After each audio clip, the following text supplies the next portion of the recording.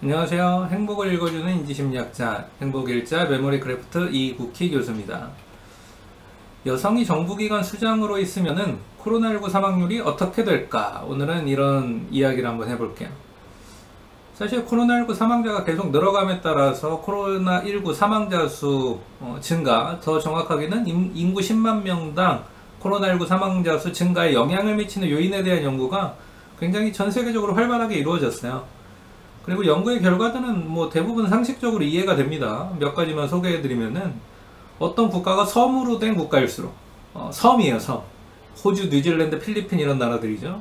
이럴수록 인구 10만 명당 코로나19 사망자 수가 적었어요. 섬이라는 것 자체가 일단 접근성이 떨어지잖아요. 그다음에 뭐 비행기, 배와 같은 특수한 교통수단으로 밖에 갈 수가 없어요. 인간이 더 쉽게 접근할 수 있는 여러 가지 교통수단들, 뭐 자동차, 기차, 때로는 옛날 같으면 말, 낙타, 물론 뭐 사막에서는 여전히 낙타를 쓰죠. 이렇게 그러니까 육상 교통수단으로 갈 수가 없잖아요. 또 뭐 걸어갈 수도 없고 뛰어갈 수도 없습니다. 이렇게 그리고 코로나19 자체가 근접 접촉에 의해서 공기 중으로 감염될 가능성이 높은데 이런 걸 감안했을 때 이 서민 나라가 코로나19에 잘 안 걸리고 그 국민들이 사망률이 낮다는 것은 잘 이해가 되죠. 그 다음에 다음 또 코로나19에 영향을 미치는 사망률이 뭐냐, 팬데믹으로 아직 코로나19를 규정하기 전에, 그러니까 2020년 4월쯤에 이제 이게 팬데믹으로 규정을 했으니까 3월 31일을 기준으로 당시에 이미 코로나19가 굉장히 많이 확산된 나라들이 있었습니다. 그 나라 사람들과 자국의 국민이 얼마나 많이 접촉했는가, 그러니까 접촉의 빈도죠. 이미 코로나19가 많이 퍼져 있는 나라 사람들과 자국 국민이 얼마나 많이 접촉했는가, 이게 코로나19 사망자 수에 영향을 많이 미쳤어요. 이것도 이해가 되죠. 말씀드린 대로 코로나19가 공기 중으로 전파되고 하니까 감염자, 복균자와 가까이 있을수록 전염될 가능성이 높고 사망 위험도 높아집니다. 또 2003년에 사실 전 세계적인 이 전염병이 하나 있었죠. 여러분들 기억하시는 분도 있을 텐데 사스라는 게 있었어요. 그리고 이 사스 때도 사실 많은 사람들이 이제 뭐 감염되기도 하고 죽기도 했습니다. 근데 이때 이 사건을 겪으면서 전 세계 사람들이 이구동성으로 외쳤어요. 야, 우리 전 세계가 앞으로 이런 일이 없으려면 방역 시스템을 제대로 갖춰야 된다. 근데 말로는 항상 이렇게 하죠. 말로는 이렇게 뭐 소잃고 외양간 고치는 거라도 외양간에 잘 고친 나라들이 있어요. 이제 이 사스를 경험하면서 방역 시스템을 우리가 잘 갖춰야지, 이렇게 해서 실제로 잘 갖춘 거죠. 그래서 언행일치가 된 겁니다. 근데 그러지 않은 나라들도 있어요. 그러니까 학습을 못한 거죠. 이런 안 좋은 일이 있을 때 안 좋은 거에서 뭔가 배우는 게 있어야 되는 배우지 못한 거예요. 그리고 이 사스에서 배운 것이 있었다면 적용하는 게 있어야 되는 적용을 못한 거죠. 다른 말로 하면 역사에서 배워서 역사로부터 뭐 개선점을 찾아야 되는데 못한 겁니다. 그래서 이렇게 해서 배워서 뭔가 개선한 국가들은 사망자 수가 적어요, 이번에. 근데 이런 역사에서 배우지 못한 국가는 여지 없습니다. 사망자 수가 증가했어요. 또 국가기관에 대한 신뢰도 있습니다. 이 국가기관에 대한 신뢰도가 코로나19 사망자 수에 영향을 준 것으로 나타났어요. 이것도 매우 이해가 되죠. 국가기관에 대한 신뢰가 없다면 국가 방역 조치에 이 방역 지침 같은 것을 협조하지 않는 국민이 많을 것이고, 그에 따라서 코로나19가 더 널리 퍼지고 사망자 수도 급증했을 가능성이 높습니다. 그런데 반대로 국가기관을 신뢰했다면 특별히 국가의 방역 컨트롤 타워, 방역 당국에 신뢰를 보내고 협조했다면 그래서 코로나19를 적절하게 통제했을 가능성이 높겠죠. 불평등 지수도 사실 코로나19 사망자 수의 주요 요인이에요. 이 지니계수인데, 이 지니계수가 높은 나라, 이게 지니계수가 높을수록 0부터 1 사이의 값인데 1에 가깝다는 얘기죠. 1에 가까울수록 불평등이 심하다는 뜻이거든요. 그러면 그런 나라들이 코로나19 사망자 수가 많은 것으로 나타났어요. 사실 지니계수는 국가기관에 대한 신뢰도, 바로 앞에서 본 거죠. 이것과도 관련이 있습니다. 정경유착, 부정부패가 만연한 이 사회에서는 양극화가 심하잖아요. 이게 그러니까 연결되어 있는 거예요. 그리고 이런 나라들에서는 부자들은 자기들끼리 그냥 자기 돈으로 방역해서 코로나19 안 걸리고 사망도 안 하고 이랬을 테지만은, 가난한 국민들은 어찌할 바를 모르고 있다가 이 혼돈 속에서 코로나19도 걸리고 죽어갔을 가능성이 높은 거죠. 여기까지는 그래서 다 이해가 되는 변수들이에요. 여러분들도 다 당연하지, 당연하게 과학적으로 이렇게 증명됐구나, 이렇게 생각하셨을 겁니다.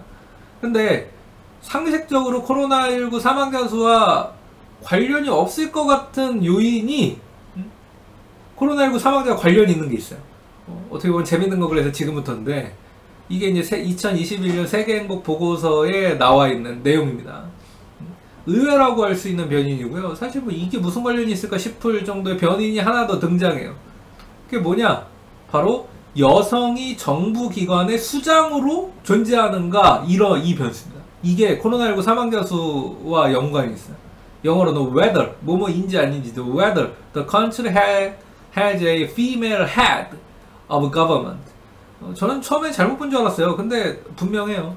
여성이 정부기관 수장으로 존재할 수 있는 나라는 코로나19 방역에 성공했고 사망자 수도 적었지만 여성이 정부기관 수장으로 있을 수 없는 나라, 이런 나라들은 코로나19 방역에 실패했고 사망자 수도 급증했습니다. 여러분 왜 이런 일이 발생할까요? 이제 이걸 알아봐야죠. 자, 이게 뭐냐? 여성이 주요 정부기관의 수장으로 있을 수 있다는 것 자체가 내포하는 의미가 크다는 거예요. 첫째, 여성이 주요 정부기관의 수장으로 있을 수 있다는 것 자체가 집단지성을 발휘하기 좋은 상황일 수 있다는 걸 보여주죠. 남성의 의견만 받아들이는 사회, 여성의 의견까지 경청하는 사회에서 나오는 아이디어와 아이디어의 질이 같을 수는 없잖아요. 실제로 위기 상황에서는 여성의 직관에 따르는 게 좋다, 이런 과학적인 연구들도 있는데 코로나19라는 위기 상황에서 여성의 의견을 무시하는 나라는 그래서 제대로 된 방역을 하기가 좀 어려웠던 거죠. 자, 둘째, 여성이 정부기관 수장으로 있을 수 있다는 것은 그 사회 자체의 소득 불평등 수준이 낮은 것과 관련이 있어요. 물론 소득 격차가 전혀 없을 수는 없겠지만 국가 시스템으로 국민 모두에게 생존 가능한 삶을 보장해주는 나라, 이런 나라는 대부분 여성이 정부기관 수장으로 있을 가능성이 높아요.